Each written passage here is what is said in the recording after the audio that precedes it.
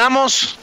en la UABC, en la Universidad Autónoma de Baja California, en la Facultad de Economía y de Relaciones Internacionales, con un muy buen amigo, con el profesor experto en temas internacionales, escritor, ya está calentando, cocinando su segundo libro, nuestro buen amigo Jesús López Almejo, a quien le agradezco toda la hospitalidad, todos los detalles, todas las facilidades para transmitir desde este patio en donde se juntan los muchachos después de o entre clases, mi querido Jesús. Ya escuchabas el caso de esta muchacha y me imagino que así como ese caso se encontrarán ustedes como profesores en una universidad pública, una universidad autónoma, todos los días casos así. Efectivamente, muy buenos días, gracias por transmitir desde la Facultad de Economía y Relaciones Internacionales. Efectivamente, nosotros nos hemos encontrado en el tema educativo con un tema muy parecido,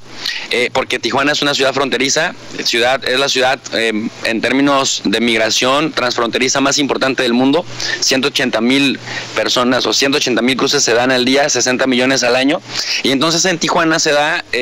como no se da en otras ciudades fronterizas, una circularidad en donde muchos de nuestros estudiantes son la primera generación o son la primera persona que está estudiando en la universidad con sin o a pesar de su familia, con sin o a pesar del apoyo gubernamental. Entonces, al ser la primera, no tiene condiciones que la estimulen a seguir avanzando semestre a semestre. Por lo tanto, nos toca a los profesores hacer una labor de motivación más allá de lo académico y también de procurar mecanismos o estructuras que les permitan a través de alguna beca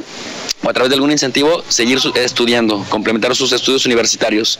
Y con mucho respeto voy a decir esto. Los medios de comunicación en ocasiones nos enfocamos en la UNAM, en el Politécnico, en el TEC de Monterrey, pero aquí la UABC ha marcado el paso, ha marcado la diferencia, han estado presentes en estas instalaciones personajes importantes, mi querido Jesús, y hay que cacarearlo. De hecho, un edificio lleva el nombre de un premio Nobel de Economía, ¿fue, no? De la Paz. Un premio Nobel de la Paz, hombre de Bangladesh, que da su vida por su pueblo, y ustedes lo reciben aquí en la universidad. Cuéntame un poco de estas experiencias,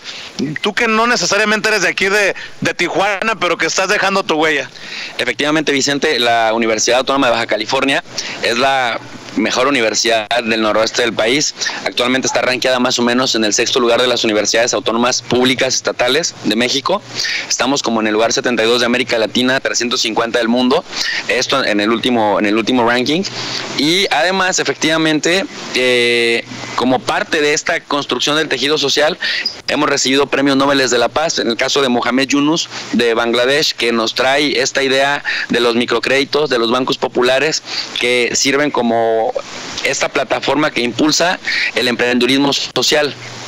Lo tuvimos el año pasado. Hemos tenido personajes también como José Mújica, expresidente de Uruguay. Hemos tenido también la visita de José Ángel Gurría, el director de la OCDE, o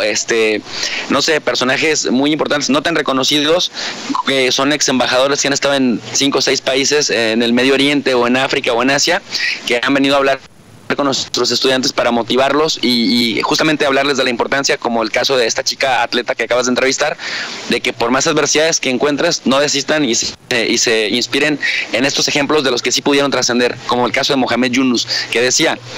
cuando nos pusieron todas las adversidades del mundo en Bangladesh y los banqueros nos criticaban de locos porque no cobrábamos intereses, aquellos a los que se supone que apoyamos con la finalidad o con el interés de que nos regresaran los pagos, pero además los intereses, prácticamente les dijimos: vamos a romper con ese paradigma de ganar por ganar dinero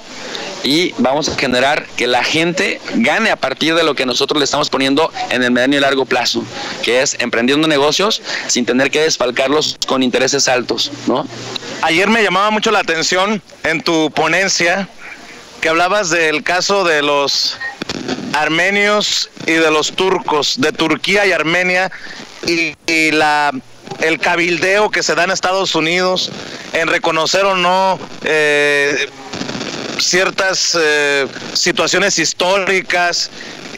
Y yo lo trataba de poner al tema de los mexicanos en Estados Unidos. Nosotros en Estados Unidos somos la gran mayoría de los migrantes y hemos sido incapaces históricamente de cabildear, para no solamente tener influencia hacia México, sino tener influencia hacia Washington. Dame tu perspectiva, porque hay muchas personas que nos ven en Estados Unidos, muchas personas que nos ven en México y que tal vez no entiendan de la importancia del cabildeo, del rescate histórico, de todas estas cosas. Y en medio de este cambio con Andrés Manuel López Obrador, de esta visión que tiene hacia el extranjero, menciona constantemente los 33,000 o no sé cuántos miles de millones de dólares que significamos los mexicanos hacia México. Dame tu visión de este fenómeno. Pues sí, mira, más allá del tema económico, algo que es muy importante en este contexto actual es el bono democrático con el que llega el presidente Andrés Manuel López Obrador. En las elecciones en el exterior, de los mexicanos en el exterior, arrasó, como no había arrasado algún otro candidato en elecciones anteriores, y es parte también de lo que sucedió en México. ¿Dijiste bono democrático? Efectivamente. Te digo porque como que se lo han negado en la oposición, no han hablado del bono democrático. De hecho, este discurso de, pues sí, votaron 30 por él, pero otros tantos 60 no votaron por él. Me parece muy interesante que pongas las cosas en perspectiva. El gran bono democrático con el que llega Andrés Manuel López Obrador a la presidencia. Efectivamente, aunque han querido negar y diciendo que 60 millones están en contra o no votaron por él, lo cierto es que es el presidente más votado de la historia. El anterior había sido Peña Nieto con 19 millones de votos, 30 millones es prácticamente casi lo dobla. Y en ese orden de ideas, cuando se habla de que el país está polarizado, bueno, en las últimas encuestas se habla de hasta 80% de gente que aprueba la gestión de Andrés Manuel López Obrador en sus primeros 120 días, pero a eso iba justo con el concepto de bono democrático. Pero esto también es proporcional o análogo a lo que pasó con los mexicanos en el exterior que sí pudieron votar por Andrés Manuel López Obrador por alguna otra opción política. Entonces, de aquí de lo que se trata es de pensar que no solamente las remesas son importantes, como las experiencias judías, las experiencias armenias, las experiencias de los mismos coreanos organizados en Estados Unidos para tener efectos hacia sus países de origen. En el caso de los armenios, yo decía ayer que estaba en una circunstancia muy desigual frente a los turcos, porque el gobierno turco presiona, reprime incluso fuera de sus fronteras, y entonces trata de que no se hable nada del tema del genocidio. En cambio, los armenios tienen un sentido de pertenencia a un grupo, Vicente, un sentido identitario de amor por la comunidad en Estados Unidos, pero también de amor por el país o la patria real o imaginaria que dejaron atrás hace más de 100 años, por la que tratan de luchar en términos de su memoria histórica, es recuperar la memoria, decir, oigan, nos pasó esto, tenemos que politizarnos, tenemos que organizarnos para que no se nos olvide, y parte de la estrategia es hacer que el presidente de Estados Unidos en turno reconozca los 24 de abril que hubo un genocidio, y esto ha servido como un incentivo muy importante porque se han creado movimientos de autoprotección de estas comunidades. En el caso mexicano, pues no estamos tan lejos de esto, porque desde los años 90 se ha fortalecido desde un acercamiento institucional del gobierno mexicano, de diversos gobiernos mexicanos, que los mismos mexicanos se organicen, se politicen, y a partir del año 2011 hubo un cambio de visión muy importante en el Instituto de los Mexicanos en el Exterior. Originalmente el plan era que los mexicanos se consolidaran y se fortalecieran para que pudieran incidir en la política mexicana, los mexicanos en Estados Unidos, partiendo justamente de esta idea de las remesas. Sin embargo, a partir de 2011 se pensó, si como los armenios o como los judíos podemos hacer que los mexicanos se fortalezcan, se empoderen y además colaboren, creamos sinergias de trabajo entre los diferentes liderazgos de Utah, de Los Ángeles, de Nueva York, de Texas, del mismísimo California, que es una máquina demoledora en cuanto a la influencia mexicana en Estados Unidos, vamos a lograr que se empoderen allá, para que puedan cabildear allá. Creo que había un sentimiento hace poco, Vicente, con Gerardo Fernández Noroña, el diputado, porque fue a decirles justamente esto, decir, si ustedes están acá, si ustedes viven acá, empodérense y reclámenle también al presidente de acá, al gobernador de acá, al gobernador del estado en donde se encuentren, porque eso implica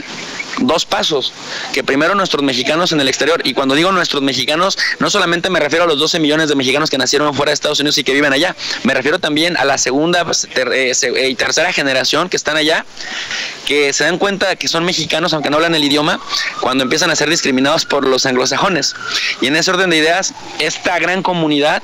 politizándose y fortaleciéndose allá, tiene más capacidad de tener una injerencia en México, si así se lo proponen, primero demostrando su músculo en Washington o en las legislaturas de los estados en donde viven, generando esta influencia hacia allá, que es justamente lo que procura el Instituto de los Mexicanos en el Exterior desde 2011, y es donde radica el cambio de visión. Qué interesante, porque muchas personas piensan que para tener la influencia más fuerte se tendría que ver hacia el sur, y es allá en donde vivimos. Qué interesante, mi querido Jesús López Almejo.